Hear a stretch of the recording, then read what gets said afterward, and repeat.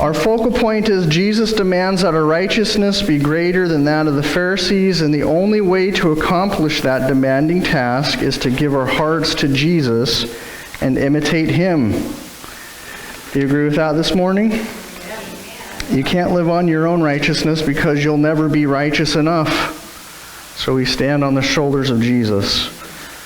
We tend to allow ourselves to outwardly manifest the inward attitudes of our hearts.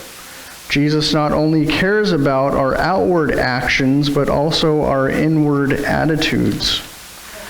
Jesus tells us in the Gospel of Matthew that out of the abundance, out of the overflow of our hearts, our mouth speaks. And whatever we put into our lives, whether it be garbage and sin and corruption and bad deeds, that will come out of you. If you put good stuff into you, the fruit of the Spirit, we remember there's 9 of those, that comes out of us. Whatever we plant in the recesses of our heart grows and blossoms into something. And it could be either one of two things. It could be either badness and corruption and sin, or it can be goodness and the fruit of the Spirit and a life lived according to the purpose of the kingdom of heaven.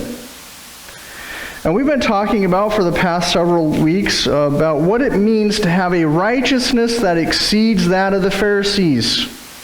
Jesus tells us in Matthew chapter 5 that we will not enter the kingdom of heaven unless our righteousness exceeds that of the Pharisees. This is a demanding task. The Pharisees were the people who had a monopoly on the law. They lived the law. They taught the law. They made sure that everybody else followed the law. They were the people that would go around town with negative attitudes and wagging fingers. You better not disobey one of the 614 Old Testament laws, or you will be subject to the fires of hell.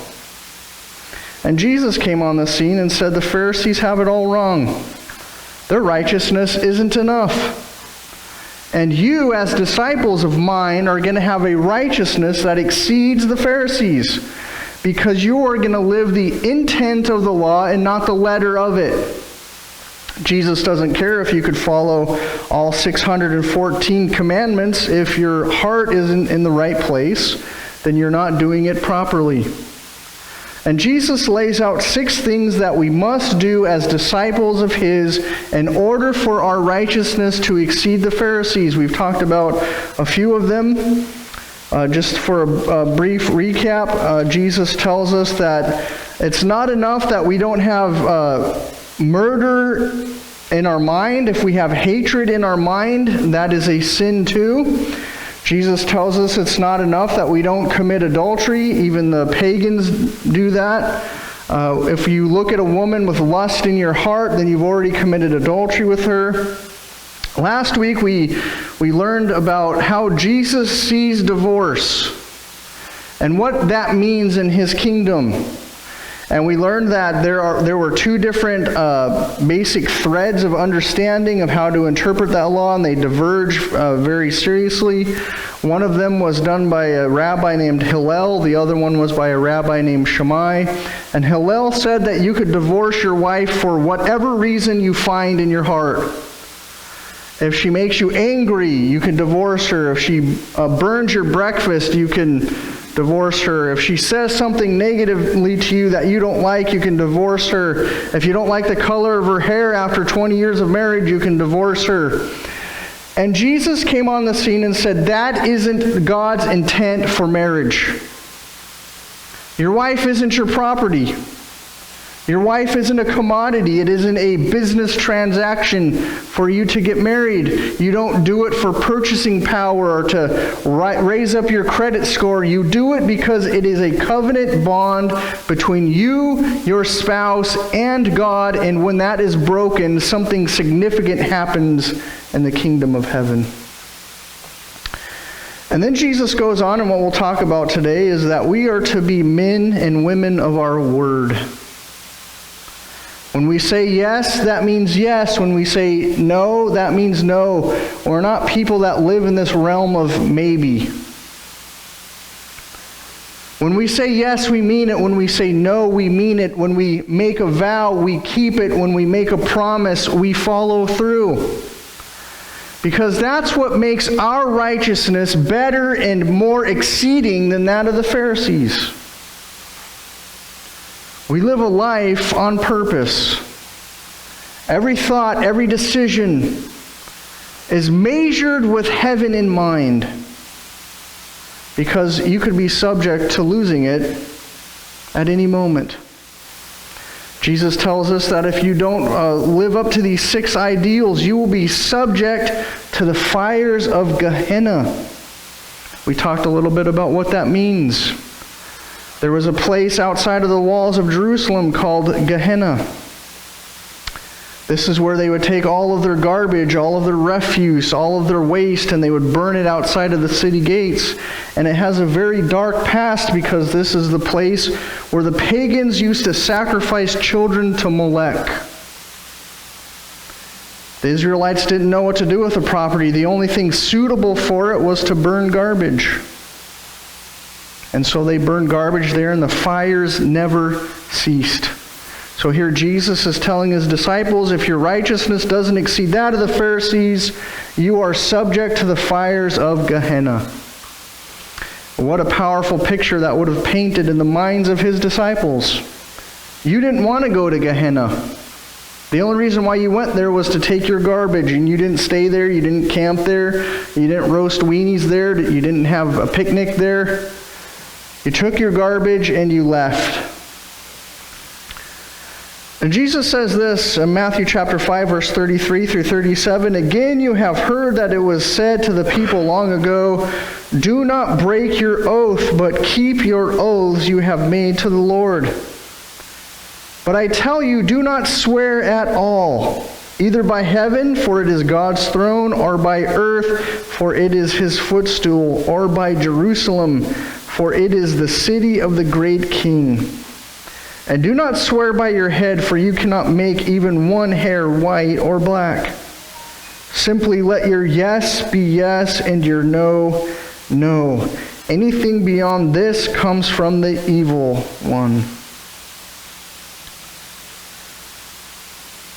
It's interesting the words that Jesus used, because in his day and age when he was saying these things, people in Jerusalem made a habit of making promises to other people, getting into contractual commitments with people, and the way that they would show their sincerity and their honesty and the way that they wanted to follow through with that is they would say something along the lines of, I swear by God, or I swear by the treasury in the temple, or I swear by Messiah, or whatever it might be, anything holy or significant.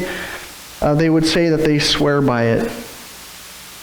And then, like all people do, whether intentionally or not, they would break their promise. And this brought disdain on the name of God, and it brought disdain on the temple. It brought disdain on all the things that Jews considered holy, because they were making promises they knew they couldn't keep, or they were making promises they had no intention of keeping. And so they would break their promises, and in the process, they would bear the name of the Lord falsely. They would commit slander against God. And they would be treasonous in their heart because they knew that they couldn't keep their promise.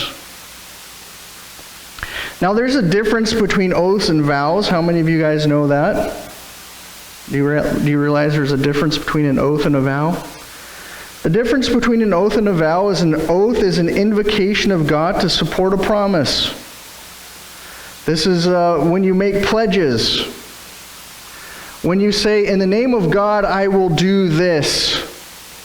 Or by the help of God, I will do this. That you're making an oath when you say those things. A vow is a promise to God of an action to be performed. This is when you're standing at the altar with your significant other and you make lifelong promises to one another and to God.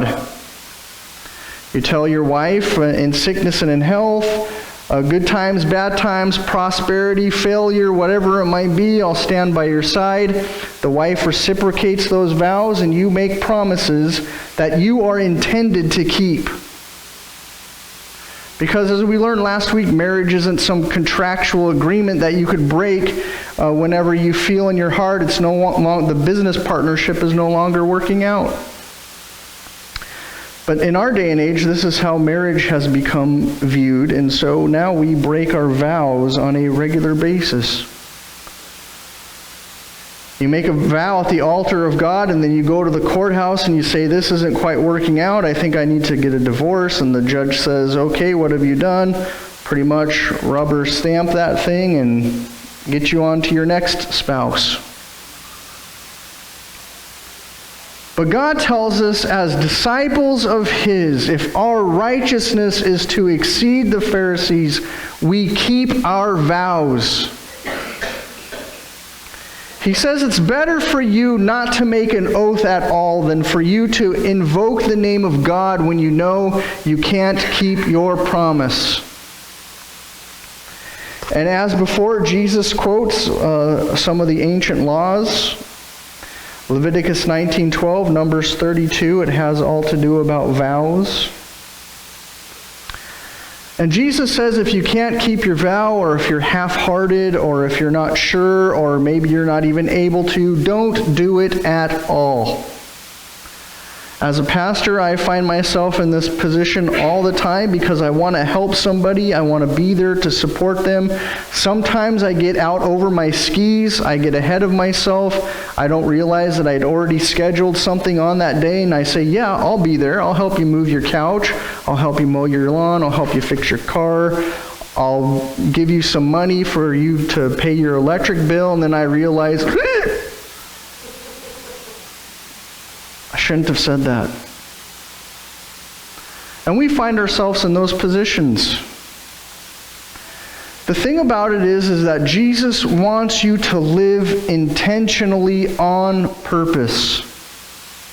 Don't overextend yourself. Sometimes saying no is the right thing to do.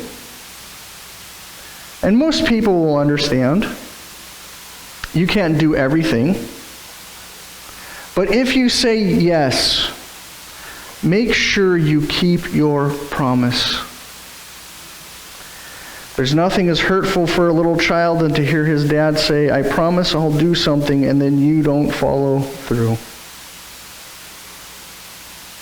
There's nothing so hurtful as a child to hear his mother say, I'll be at your baseball game tonight, Timmy, and then they don't show up.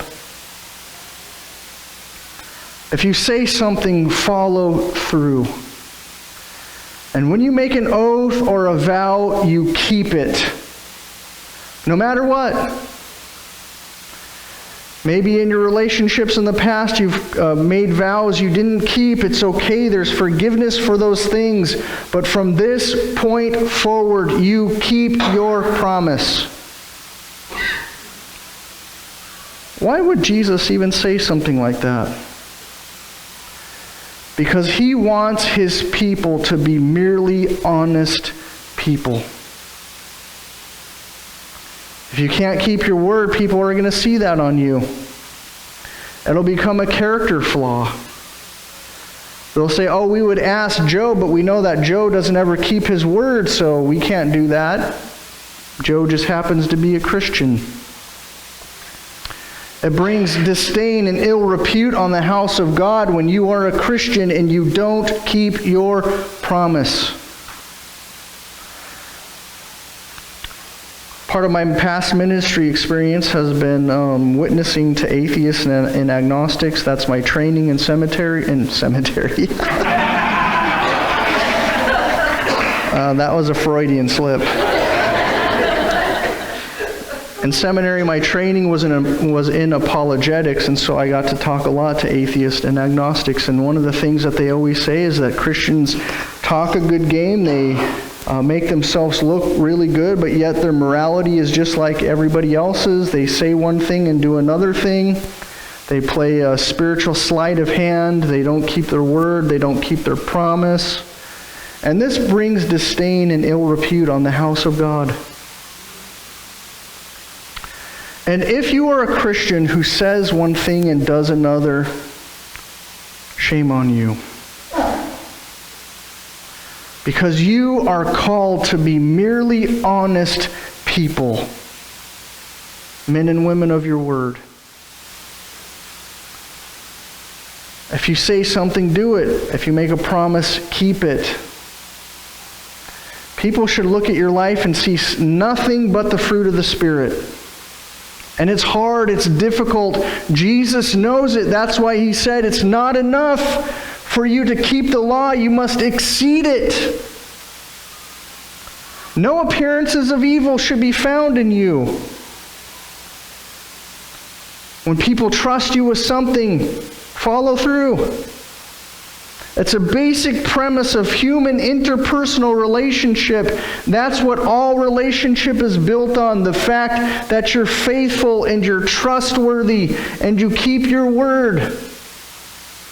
Nobody wants a friend who's always lying. Nobody wants an employee who's untruthful. And as Christians, God calls us deeper into something more meaningful than subjective reality around us. You like chocolate ice cream, I like vanilla. Vanilla's the best, and you're wrong.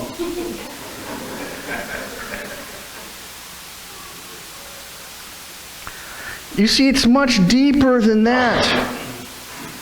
There's an objective reality that exists around us, and it's God's truth, and it's God's morality, it's God's justice, it's His sovereignty and providence that lives over us, and we try to live up to that. Because if humans invented morality, that's a scary situation. Because who gets to decide what's right and wrong? Who gets to decide when a lie isn't right or correct or justice bearing? Who gets to decide that? You see, there was a day and an age, and I'm going to violate Godwin's law today. Godwin's law says that as a conversation progresses, the pronouncement of Nazism is going to come into the conversation. I'm going to violate that today. You see, in the 1930s and the 1940s, the Nazis believed wholeheartedly that it was okay for them to exterminate an entire race of people. That was their morality. And during the Nuremberg trials, after the war was over, when all the SS guards at the concentration camps were on trial for human rights violations, they said, we were doing our job and it was our law to do it. You see, if that's human morality, I don't want any part of it. But there's a morality over all of us that says that every person is created in the imago Dei, the very image of God, and because of it, we are all worth inherently, infinitely more than you can imagine. And so when you make a promise to somebody and you violate your promise, you violate their very imago Dei by your actions. That's God's morality. Do you realize the gravity of that? The seriousness of that?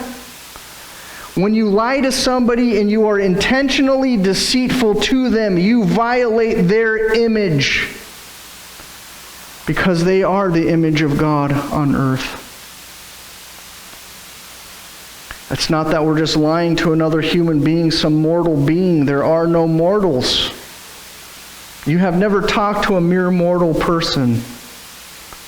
Every person sitting next to you will live an infinity at some time when their physical body decays. And so when you don't keep your promises, that doesn't end tomorrow or in 2 weeks or in 2 months when they forget about it. It echoes in eternity. Everything you do, whether good or bad, echoes in eternity. You leave ripples in time. So we are to be merely honest people. If If the truth hurts somebody's feelings, you're still communicating the truth. And the Bible tells us that the truth will always set us free. And one thing about telling a lie is it's a snowball effect. You tell a small lie here, you have to tell another lie here to cover your first lie, and then there's another lie, and then there's another lie. It's a perpetual cycle of you violating your word, breaking your promises, not living up to your word. Just be merely honest, people. That's what Jesus requires of us. How does our righteousness exceed that of the Pharisees? As you tell the truth, no matter what. After all, it's the American way, right? Truth, justice. The G.I. Joe commercials I watched in 1985. We are to be merely honest people. Because when we do it, when we're honest, when we're truthful, we communicate God's truth to other people. Sometimes the truth hurts. Sometimes it's impossible to bear. Sometimes telling the truth will be the hardest thing you have ever done in your life. But you do it anyway. Because we're called to be men and women of our word.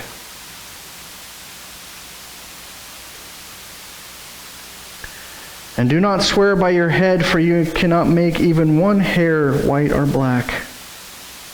Simply let your yes be yes and your no, no. Anything beyond this comes from the evil one. I'm sure you've all been in one of those situations when pressure is being put on you because somebody thinks or knows that you've done something wrong, and you say, "No, I swear to God, I didn't do it. I didn't take the last cookie out of the cookie jar. No, I swear to God, officer, I wasn't going 10 miles over the speed limit. Your radar must be wrong. Can I see your tuning fork?" Just let your yes be yes.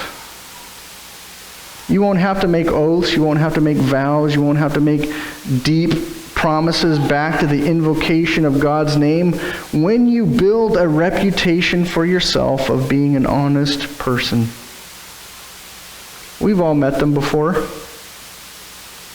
I'm going to go ask so-and-so what he thinks about X because I know he'll tell me the truth. And man, one of the hardest questions you will ever encounter is when your wife comes out of the bathroom and says, "Does this dress make me look fat?" The temptation there is to lie, right? But let's be people of our word. How does our righteousness exceed that of the Pharisees? As we don't let anger fester in our heart. Anger is just as bad as murder. We don't look at women or men with lust in our heart because we commit adultery with them when we do that. When we make a promise to somebody, a solemn promise like a marriage vow, we keep it. And we are people of our word. Jesus tells us that when people look at you and see your good deeds, they'll glorify your Father who's in heaven. And you know, it's not about good deeds. It's not about doing things to get stuff for yourself. It's not a quid pro quo situation. It's not tit for tat. And your salvation isn't dependent on the good things you do in life. That's salvation by works. We don't believe in it. Ephesians tells us that salvation comes by faith through grace. It's a gift of God and not by works, so that no man can boast in it. Salvation doesn't come by us doing good deeds, being good moral people. There are hundreds of moral people in the world who will miss out on heaven. But your good deeds the salvation of other people are dependent on it. Your good deeds don't save you, but your good deeds do save other people. And when we do our good deeds, when we're merely honest people, people see it, people notice. There's a million watchful eyes all around you every day. How is Joe going to handle this situation? And when you live on purpose with the intention of the kingdom of God as your motivation, people notice. And they will one day glorify their Father who is in heaven. Because of you. Because of your example. You've probably heard it said 1,000 times and it's become a cliche, but you are the only Jesus that some people will ever see. And oh, how our world needs Jesus. And when we are merely honest people, we live our word. Our word is our bond. We keep our promises. We don't break vows and we don't violate oaths. People notice. And they glorify their Father who's in heaven. You know, I hear it said all the time, Pastor Don, I don't have a good testimony. I've never been through anything in my life. I've never had hardship. I've never been miraculously cured from some disease or from injury. I've never been in war. I've never seen hardship. But I say, if you are a merely honest person, that's the best testimony you could ever give. A lot of people think that their life worth is measured on how they've come through problems. And that's partially true. But your life worth is measured by 400 steps before that process ever comes. Are you a merely honest person? Do you keep your word? Does your righteousness exceed that of the Pharisees? That's powerful. Our final thought this morning is faithfulness and truthfulness are the bedrock of every interpersonal relationship we will ever have. Everything is predicated on our ability to be truthful with one another. When truth breaks down, it foments insecurity and lack of trust. This later develops into anger, resentment, and hatred. We add insult to injury when we invoke the truth, justice, and goodness of God to buttress our inability to keep our word. We bear false witness and take the Lord's name in vain when we swear in the name of God and then break our promises, or to intentionally fool someone into giving us the benefit of the doubt when it is not deserved. As followers of Jesus, if you make a promise, keep it. If you say you will do something, do it. God does this for us, and we are supposed to be His representatives on this earth. You will be the only Jesus that someone in your life will ever see. Be a good model of the truthfulness and faithfulness of God when you are given the opportunity to do so. It is not enough to pledge or vow we will do something. The proof is in the completed action of our words. The old adage is true, actions speak louder than words. Let your actions scream the faithfulness of God.